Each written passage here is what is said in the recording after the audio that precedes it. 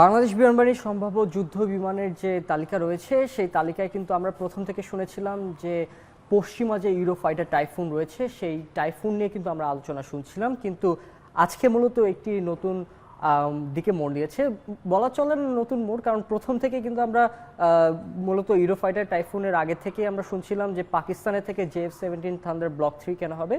তবে আজকে আলোচনার নতুন মোড়টা নিয়েছে কারণ আমাদের বাংলাদেশ বিমান বাহিনীর যে প্রধান তিনি কিন্তু আপনারা জানেন যে তিনি পাকিস্তান সফরে রয়েছেন এবং আজ মঙ্গলবার কিন্তু ইসলামাবাদে একটি বৈঠক হয়েছে বাংলাদেশ বিমান বাহিনীর প্রধান যিনি রয়েছেন তার সাথে পাকিস্তান বিমান বাহিনীর প্রধান air chief marshal Zahir Ahmed বাবুর সিধুর সঙ্গে।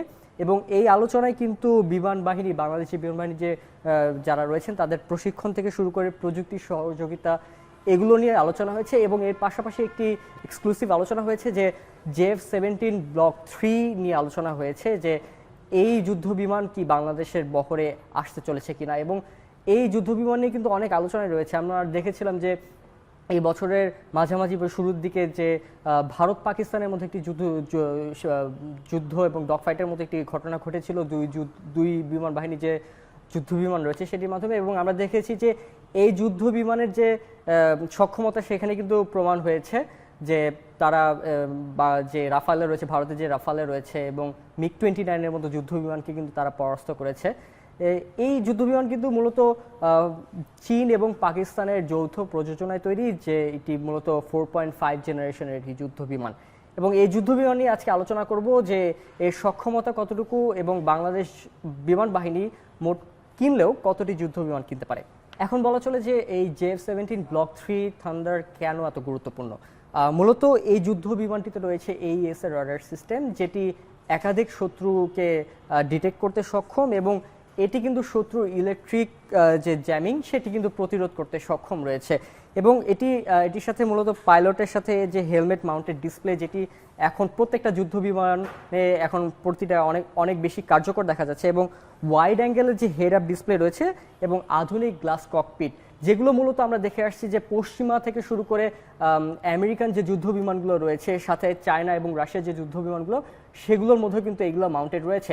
এখন বলা চলে যে এই যুদ্ধ বিমানের সাথে ওই যে পশ্চিমা বা আমেরিকান যে যুদ্ধ বিমানগুলো সেগুলোর তফাৎটা কোথায়, সেই তফাৎটা কিন্তু দামের মধ্যেই রয়েছে। এবং এই দামের যদি আমি হিসাব করি তাহলে একটি JF-17 ব্লক 3 এখন বর্তমান বাজার মূল্য চলছে 25 থেকে 30 মিলিয়ন মার্কিন ডলার, এবং এটি ব্লক 3 সংস্করণ যেটা ব্লক 3 ভার্সনটা যেটা, এবং নর্মাল যে ভার্সনটা রয়েছে JF-17 শুধু সেটি কিন্তু মূলত 16 থেকে 18 মিলিয়ন ডলারই পাওয়া যাচ্ছে। যারা সংশ্লিষ্ট যারা খাতে রয়েছেন, যারা এই অ্যাভিয়েশনের সাথে যুক্ত রয়েছেন তারা কিন্তু এই কথাটাই আমাদেরকে নিশ্চিত করেছেন।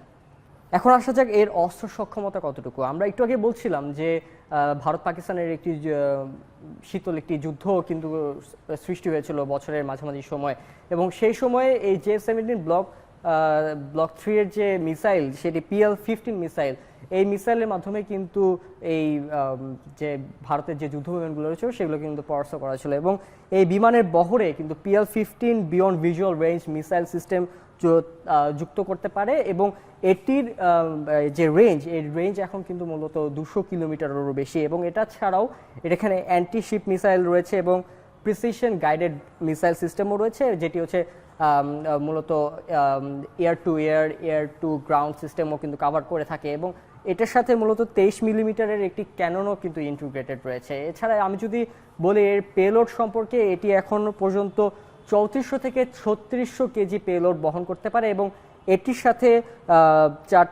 4টা থেকে 6টা এয়ার টু এয়ার এবং air to ground system missile এই যুদ্ধ বিমানটি বহন করতে পারে, এবং এটার সাথে 60টি হার্ড পয়েন্টের পাশাপাশি 2টি ইজেক্টরও রয়েছে। এবার একটু টেকনিক্যাল স্পেসিফিকেশনের দিকে চোখ রাখা যাক। এই বিমান সর্বোচ্চ 1.6 মাক গতিতে কিন্তু উঠতে পারে, অর্থাৎ আমি যদি এটা কিলোমিটারের হিসাবে আনি তাহলে এটি কাছাকাছি 2000 কিলোমিটারের কাছাকাছি কিন্তু উঠতে পারে সক্ষম, এবং এর অপারেশনাল রেঞ্জ প্রায় 840 মাইল, এবং এটি কিন্তু এয়ার টু এয়ার রিফুয়েলিং সুবিধায় দীর্ঘ সময় আকাশে থাকতে পারে। যদিও এটি অতটা বাংলাদেশের ক্ষেত্রে কার্যকর নয়, কিন্তু এখনো পর্যন্ত বাংলাদেশে কিন্তু এয়ার টু এয়ার রিফুয়েলিং সিস্টেমের কোনো ধরনের ট্যাঙ্কার বাংলাদেশে আনানো হয়নি।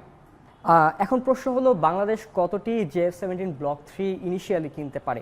এখন বিশ্লেষকরা যারা রয়েছেন এখনো পর্যন্ত কিন্তু সরকারিভাবে কোনো কিছু বলা হয়নি, বাট বিশ্লেষকরা যারা রয়েছেন তারা কিন্তু বলছেন যে প্রাথমিকভাবে হয়তো একটি স্কোয়াড্রন কেনা হতে পারে, অর্থাৎ একটি স্কোয়াড্রনে মূলত 12 থেকে 16টি JF-17 ব্লক 3 থাকার কথা রয়েছে। এবং যেহেতু এর যে প্রাইস পার ইউনিট যে প্রাইসটি রয়েছে সেটি অনেকটাই কম যে ইউরোপিয়ান যে যুদ্ধ বিমানগুলো রয়েছে সেগুলোর তুলনায়, প্রায় 70 থেকে 100 মিলিয়ন ডলারের থেকেও কিন্তু কম এই যুদ্ধ বিমানের প্রাইস যেটি।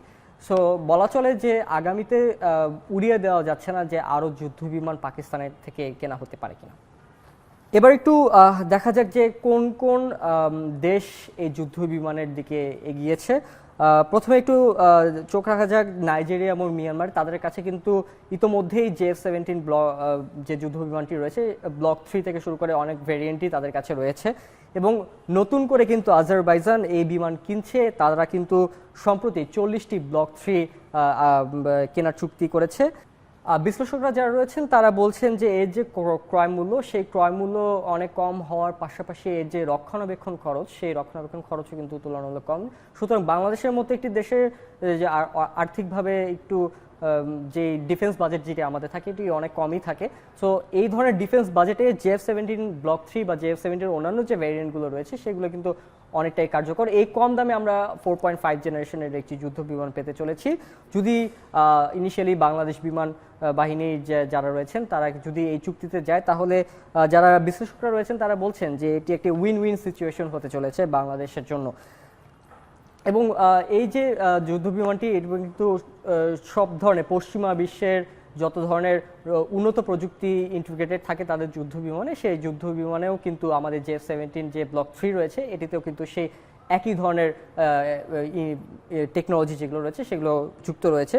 সুতরাং যারা বিশ্লেষকরা বলছেন তারা বলছেন যে বাংলাদেশ যদি এই পথে এগোয় তাহলে সবচেয়ে ভালো একটি কার্যকরী দিক খুঁজে পাবে বাংলাদেশ বিমান বাহিনী। যে পুরাতন ফ্লিটগুলো রয়েছে যেমন F7BG যেগুলো রয়েছে, যেগুলো পুরাতন হয়ে গেছে অনেক বছরের, সেগুলো যে মূলত রিপ্লেস করার যে একটি প্রক্রিয়া চলছিল সেটি JF-17 ব্লক 3 এর মাধ্যমে সব ঠিকভাবেই সম্পন্ন হবে।